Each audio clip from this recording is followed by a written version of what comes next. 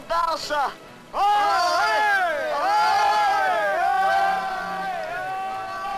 News of ships travelled slowly 300 years ago.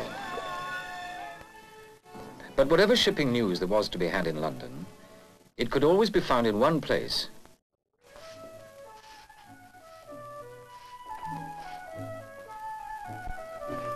A coffee house in Tower Street. Good morning, Sir Jasper. Very nice to see you. Good morning to you. I brought my young nephew here, Tom Grove, up from the country to see your shop. Good morning, Mr. Grove. How do you do, Mr. Lloyd? Sorry. Lloyd's Coffee House, a place where mariners, merchants and moneyed men came to enjoy the strange new beverage. Ah, the coffee. Here, Edward Lloyd had the foresight to provide not only coffee, but also a service which was useful to his particular kind of customer.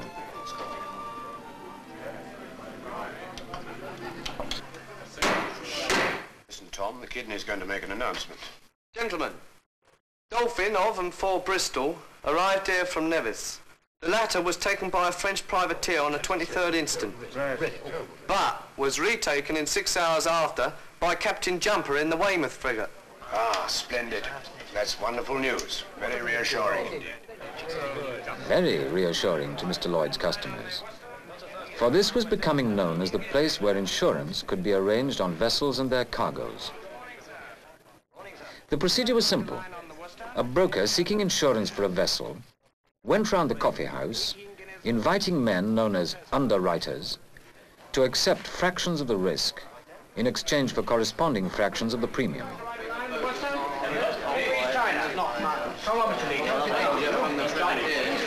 London to China and back. How much to finish? 100 guineas, sir. I'll write you 100 guineas. Thank you very much.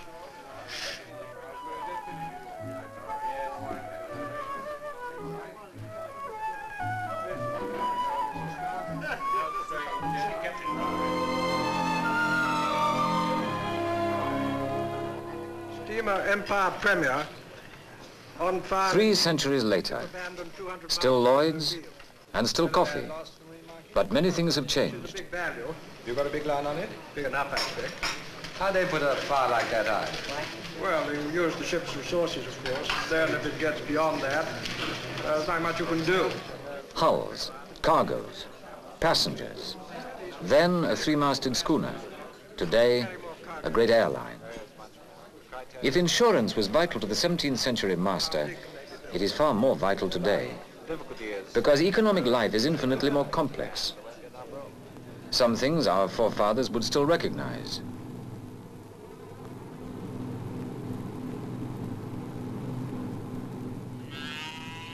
Oh, yes.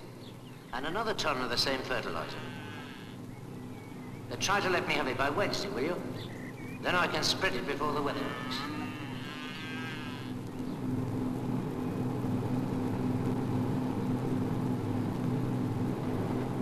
I'm sorry they're going. All that interests me is that I get to Bristol on time and in comfort. Charles, you've no soul. As my body's going to Bristol, not my soul. Plutonium, and thus creates a new fuel for reactor use. A reactor utilizing plutonium for power production, but incorporating U-238 in its construction. But you'd better make it 7 next month. And listen, we must get together sometime over the sheet metals. Wouldn't dream of having less than fully comprehensive on a job like this. That chap who rang me in Exeter only had third-party fire and theft. It must have cost him a packet patching up his own. It'll be a warm time. Just leave it a me. 3 hours, skipper, that's all. We'll have it stripped down and reassemble by then, and you can leave for the Gulf with an easy mind.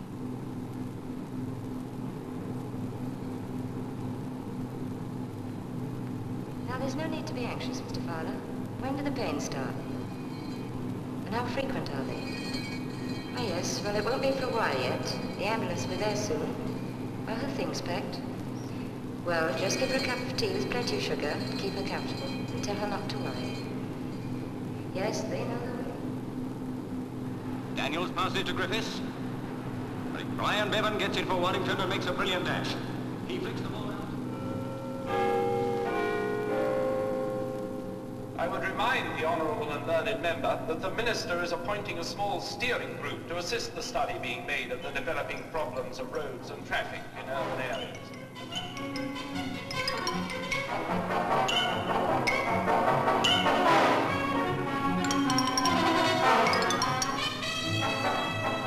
1,001 human activities, 1,001 risks, so complex that no one insurance expert could understand them all, so varied that they demand a concentration of equally varied specialists, each expert in different fields, to meet all their needs. Such a concentration is Lloyds of London.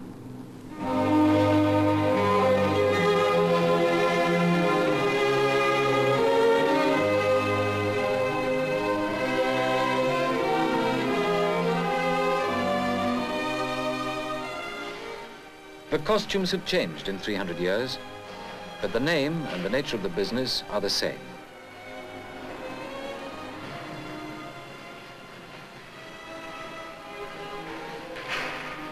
This is still Lloyds of London, the lineal descendant of the little coffee house where brokers offered risks for underwriters to insure. And these men, members of Lloyds, are still brokers and underwriters, members of a vast organization that is still growing. This handsome building, to which it moved in 1958, is its second new home in 29 years.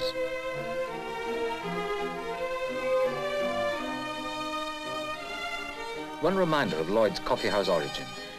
The uniformed staff are still called waiters. And a most impressive reminder of Lloyd's long association with the sea is the Nelson Room. Lloyds have always had an obvious interest in a strong and effective navy. And early in their history, they began the practice of making awards for meritorious service at sea. Lloyds made 2 awards of silver plate to Nelson after the battles of the Nile and Copenhagen. And in due course, some of this plate was presented back to Lloyds, forming the nucleus of their present Nelson collection, which includes such items as this Trafalgar log. But all these are merely the antechamber to the place which is the heart, the focal point of Lloyds of London. Adam Brothers Morphy, Leonard Hammond Mockford, Hog Robinson Harris. This is the room, and it is never called anything else but the room. Here the underwriting goes on as it did in the coffee house of 300 years ago. The boxes, where the underwriters work, are still obviously patterned on the tables and benches of the original coffee house. Modern Lloyds is 2 things, a corporation and a competitive market. The corporation does not itself do insurance business. As in the coffee house days, it is the individual underwriters who do that. 75,000. That's 3% of the 2.5 million value. Yes, that's all right on a new British tanker. By the way, are they using kerosene? I can't guarantee that. I know that nowadays they're trying to enforce it. About 10 miles offshore from New Orleans. Well, John, this is, I believe, operating in the Grand Isle area. And I think from what we had before, she's probably in about 60 foot of water. They're asking for $1 million coverage, excess of $1 million each and every loss. The premium, I think you'll agree, is adequate, considering their total volume and their very spread underwriting. She's a beauty, £40,000. She's warranted 6 months laid up during the year. She's only used for private and pleasure by the owner. She's not worldwide or agui. I wouldn't give you any reduction for that. I write you that at 22 and 6, mate. But one thing has changed, or rather developed, from those early years. There is now a gallery floor devoted to non-marine business. Well, Mr. Lomax led the slip, personally. Oh, did he? That's a help. Get it then, please. That's all I have today. No more for me? Thank you, sir. Well, now I'll leave that, I think. There's a broker here. Hello, Pathe. Good morning, what sir. have you got for me? Well, first, sir, there's a request to insure an extension they've built to a small printing works in Carmarthen. You may remember writing me a line on the main buildings a couple of years ago. All right, let's have a look. Expanding already?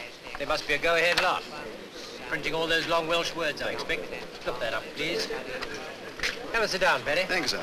Yes, they're a go-ahead lot, but pretty sound, I think. Oh,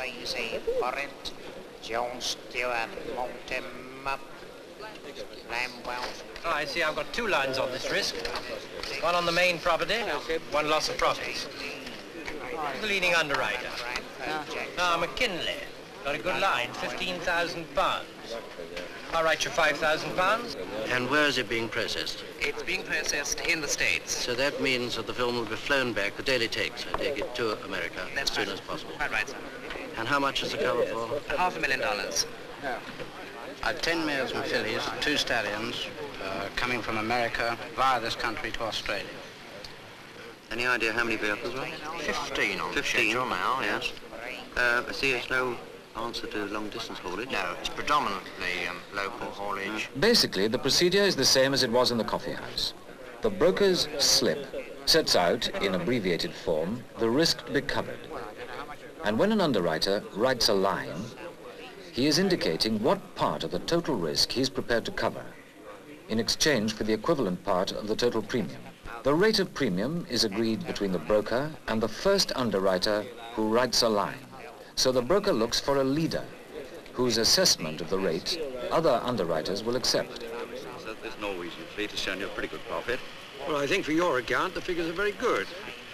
Well, They are in kroner, are they not? They are. They're all in Norwegian kroner. And I think with this result, you ought to give me a little off the rate. Is it over down the In the center of the marine floor of the room is the loss book. Every vessel that is a total loss or likely to become one is entered here. The loss book has changed little since it was started in 1774, and entries are still made with a quill pen.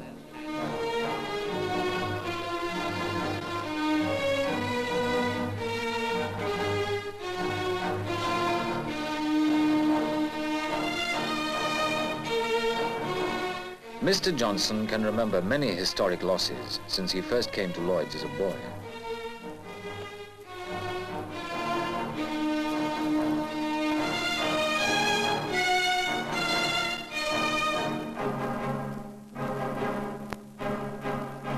Lashed by angry seas and a wind of hurricane force, the freighter Flying Enterprise battles for her life off the coast of Cornwall.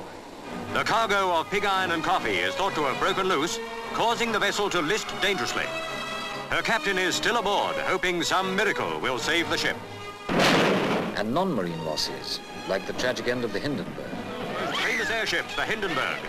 On a routine scheduled flight from Germany to New York, carrying passengers and a full crew, the airship suddenly becomes a holocaust. Heedless of the danger from burning gases, brave men rush into the wreckage to help the injured, but others beyond help perish in the flames.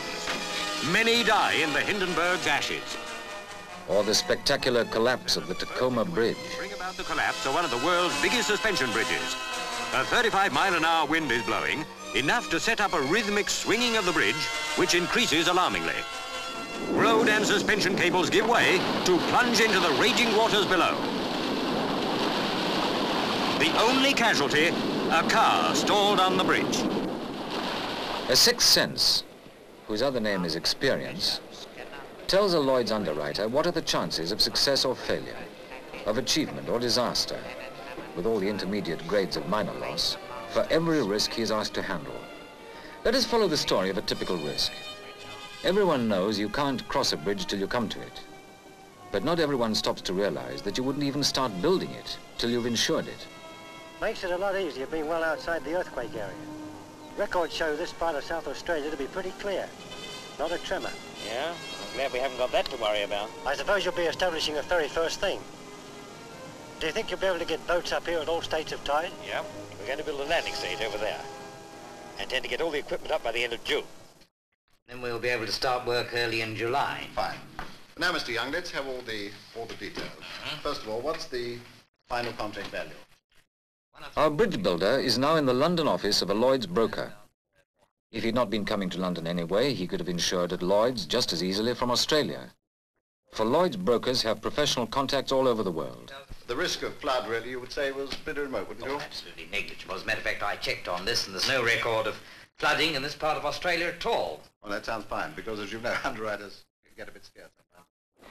Next, the broker visits the non-marine floor of the room. remember that contractor's list we wrote some time ago, but I'd like you to lead this Australian bridge project for me. I think it's right up your street. Well, let's have a look at it. Well, there she is. The Kootaboula Bridge contract. All 1,600 feet of her. There are 2-lane carriageway and footpaths, and 4 piers. You know, some of these Australian rivers run pretty swiftly. What's the flood situation?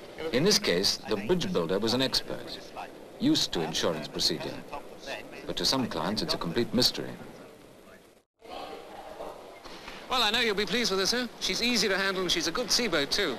I've had her out myself on force 5 with no bother at all. Well, I'm glad she's steady. I've never owned anything larger than a Firefly myself before. I must say she's got very nice lines for a 4-berth job. By the way, what should I do about insurance? Do you know anybody? Well, plenty of Lloyd's brokers are keen yachtsmen and come to the boat show. Lloyd's? Well, I thought that was Queen Mary level. Well, it is, of course, but they handle the little stuff, too. Look, one of them's a friend of mine. He's here today. He's not on business, of course, but he'd be just the chap to advise you. Good, then perhaps we can meet him.